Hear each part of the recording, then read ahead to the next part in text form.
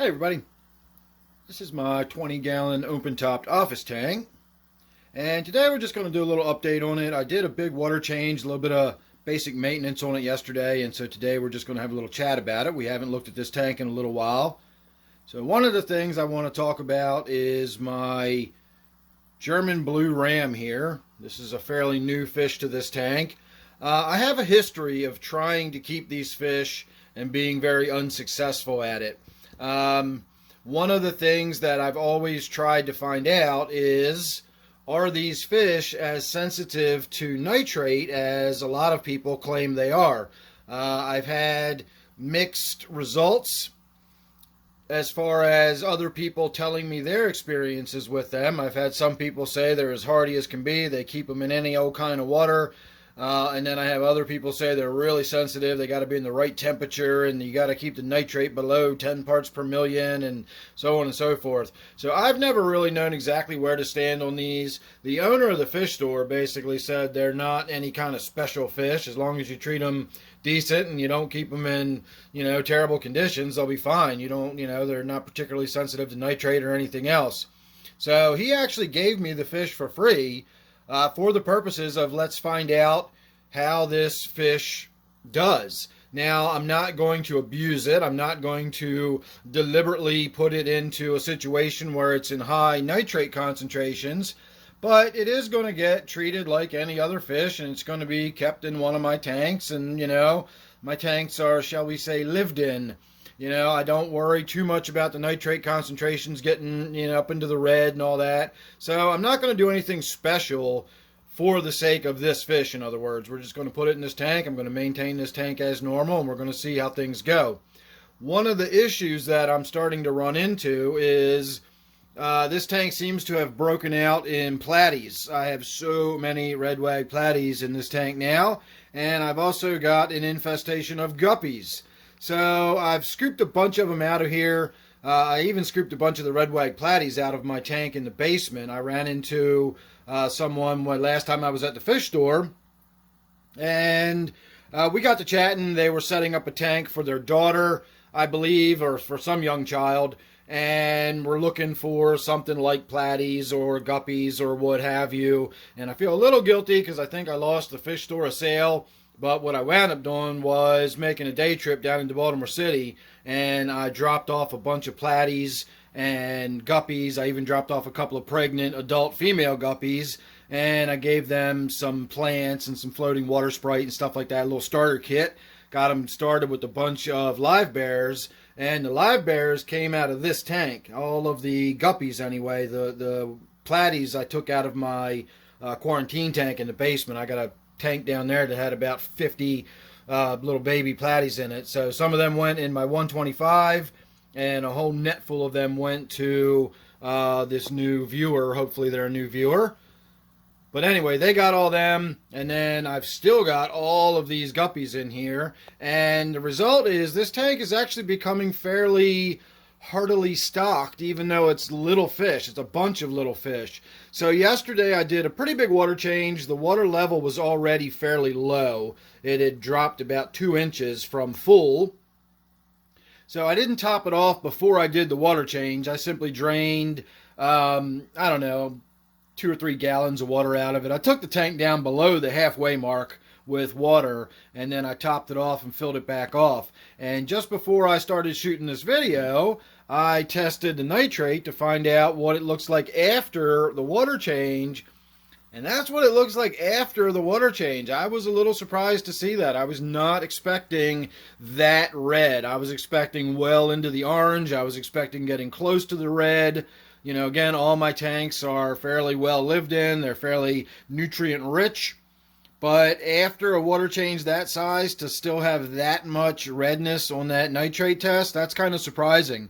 So I will probably get in here again this evening. Going to be out for a little while, but hopefully I'll be back by this evening. I'll have enough time to get in here. I'll just scoop a few more gallons of water out. With the open top tank like this, it's not difficult. I actually have a scoop and a container that I can just scoop some water out, dump it in the other room, and top it back off. So I'll see if I can't get the nitrate level down a little lower than that. But one of the keys to doing that is going to be to reduce the stocking density in here. So I got to do something. I think what I'm going to do ultimately is start setting up some sort of sorority tank where all of my female live bears can end up. So I can pull these female red-white platies out of here. I can pull the female guppies out of here. And eventually, as the little babies start to grow up, I can start weeding the females out. And eventually, I'll just be left with the males, and I'll stop my overbreeding problem.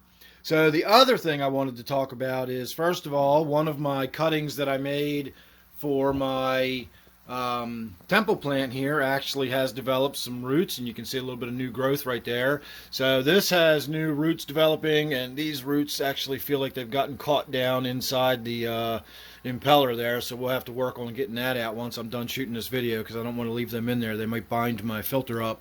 The other thing is, this particular water sprite or temple plant is starting to look really pale and peaked up around the top, and some of the leaves are even starting to get dry and curly.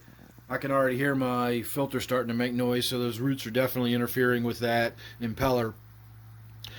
So when I was in there yesterday, what I did was I added 3 more root tabs. I put one root tab down in the sand over here, and I know this Anubias is going to get the benefit of some of that. I put another root tab right in here, and then I put another root tab sort of between the temple plant and this Java. So this Java is actually growing mostly on, it's like a fake plastic cave. It's one of the few pieces of artificial decorations I have in any of my tanks. And most of the Java roots are attached to that on the outside. So I don't know how much of that is going to, that root tab that is, I don't know how much of that's going to affect that Java, whereas the roots of that temple plant very clearly are digging down into the soil right there. So that temple plant's going to get plenty of root tab. Now, that's all I've done. I have not added any flourish or any fertilizer to the water or anything. It's just the root tabs. So maybe I also, once I get done with all my water changing, maybe I should get in there and do a little bit of fertilization too and put some plant food in the tank. I don't know. But that's just what's going on. That's a general update. I do want to point out that this German Blue Ram, it's only been in the tank for a few weeks at this point, but boy, does it sure still look good. It's beautiful, vibrant colors. Really, really active. Very outgoing. You can see it clearly recognizes me as its food source. I actually feel kind of guilty. I probably feed it a little more than I should. I do keep this tank fairly warm. It's usually at 27 or 28 degrees, mid to low 80s. And so I tend to assume the fish's metabolisms are cranked up a little bit. And so instead of doing a big feeding in the evening like I do my other tanks, I do 2 or sometimes even 3 small feedings in this tank. I'll just put a little pinch of food in, and everybody runs around like crazy trying to get their share. And I'll do that a few times a day. So I don't know, but whatever I'm doing seems to be working, at least for the time being. Again, I won't consider this a successful fish until I've had it for a few years, or at least a couple years. I don't know how long the German Blue Rams live, but having a fish for a couple of weeks and saying, oh, it still looks really good, isn't it? I'm not trying to say like I'm having success at this point. I may not have success with this one.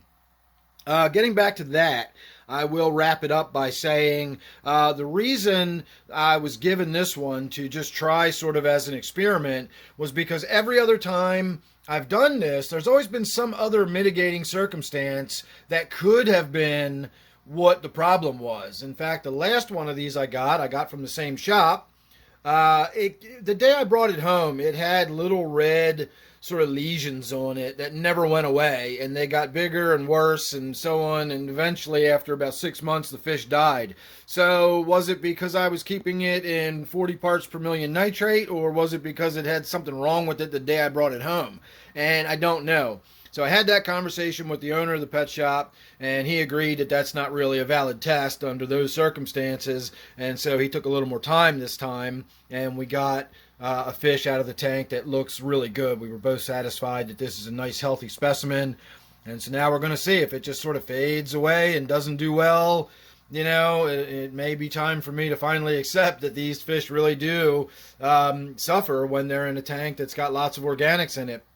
Whether that's the nitrate specifically or just organics in general, dissolved solids in the water, phosphate and everything else that builds up over time. I don't know. We'll have to wait and see. But so far so good. It's still looking good.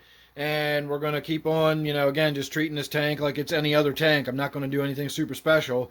And we're going to find out what happens with that GBR. So make sure you're subscribed. You don't want to miss that or anything else. Check out my other channel. There's a link down below. Or you can check out the banner on my page. There's a link there. It's Dan's Outdoors and More. I'm actually expecting a brand new carbon fiber paddle for my kayak. So look forward to some video out on the kayak coming up here really soon. So check out that.